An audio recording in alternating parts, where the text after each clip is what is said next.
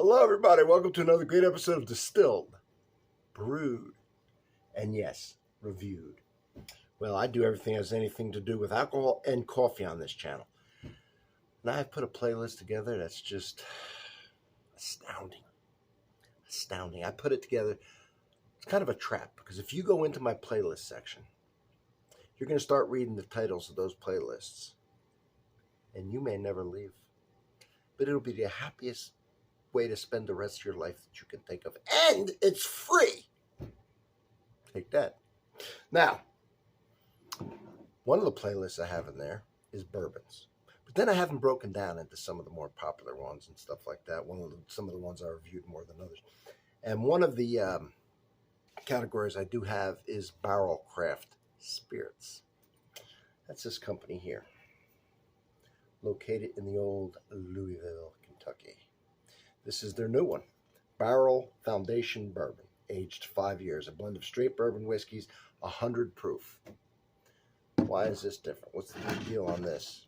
Well, the first barrel I ever had was Seagrass. I think that's the first one. I fell in love with that.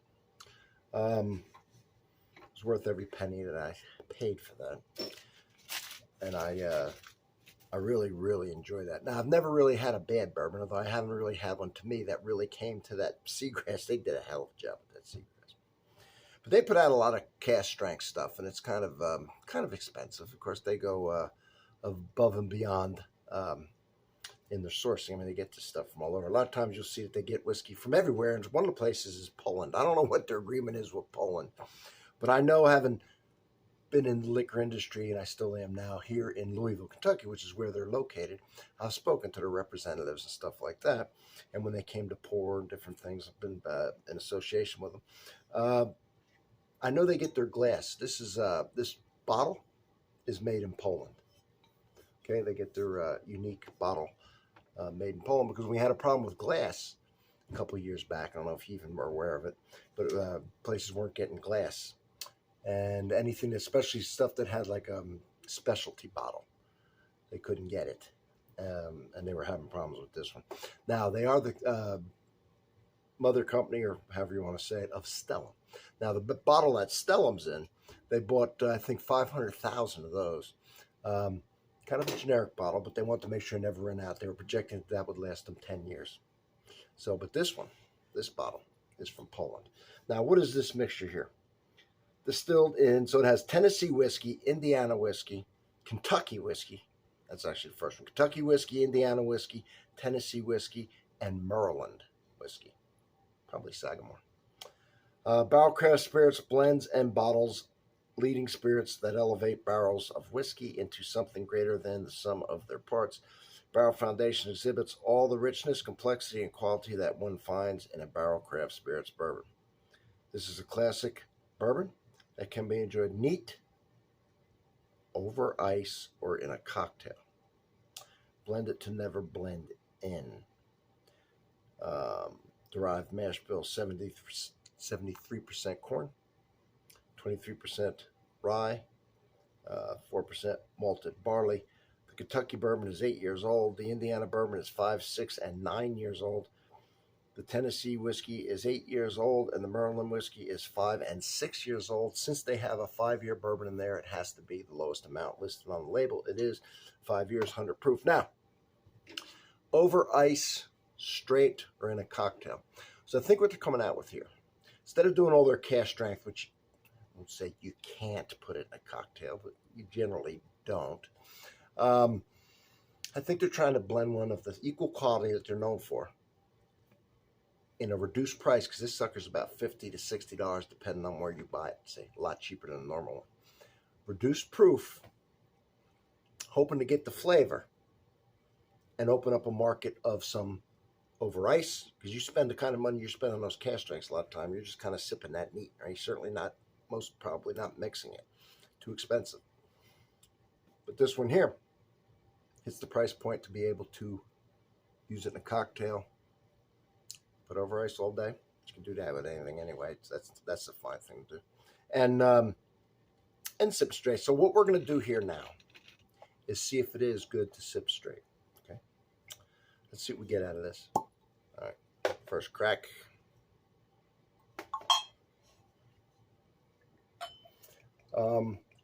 They send a lot of this to a lot of YouTubers free.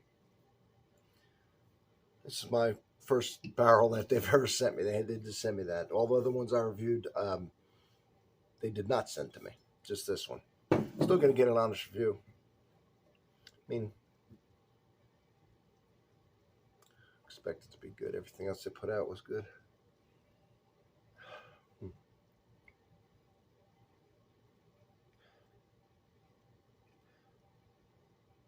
All right, that's not an unknown to me smell coming through.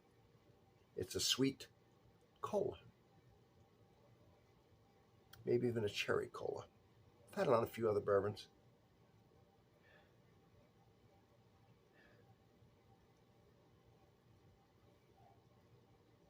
Yeah, it's sweet. It's not just cola.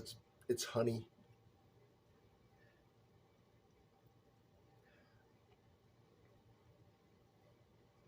It's got a barrel influence, of course. It's got some cocoa in it, some chocolate. That's what I'm picking up. Let's do an acclimation sip, and do a couple sips, get acclimated, and then I'll tell you about the taste.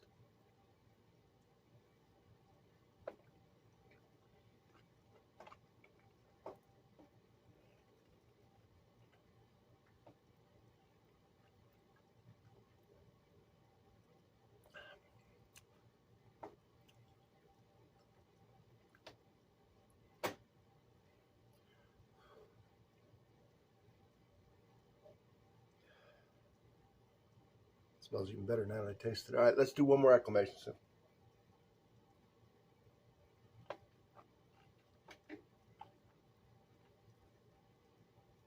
All right, now I'm going in. I'm gonna give the review of it.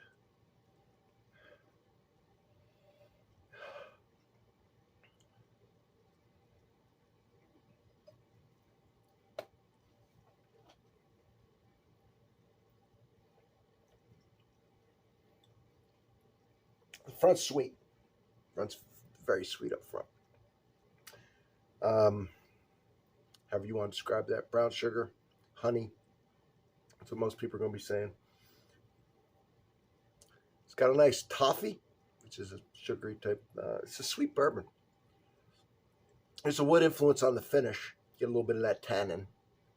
Remember, it's got some 9 year, some 8 year in it. Got a little fruit. So chocolatey, fruity. Get a little orange. You ever have a milk chocolate covered orange or candy that's orange chocolate? That's what it's got subtle hints of. I like that. I like orange chocolate. Barrel's definitely there on the back end. It's an easy, I'm used to, so I'm comparing this to everything, and I'm comparing it to Barrell in my head, and Barrell's usually cask strength. This is the first non-cask strength. So to say it's an easy one to drink, yes. Now, is it a good enough flavor to sip it? Yeah, and I think it's going to appeal a lot of people. I think the cask strength's too strong, and although you can water it down yourself or put an ice cube in it and let it melt to where you enjoy it, it's nothing like when it comes out that way, or when it's put in the barrel a little less. That gives the most flavor. I think this is going to appeal to a lot of people who don't like the cask strength, because you're getting good flavor out of this. You're not getting that crazy burn and stuff. I do like cask strength, but you're not getting that crazy cask strength, but you're still getting 100, so it's not like it's light by any means. You're getting all the flavor.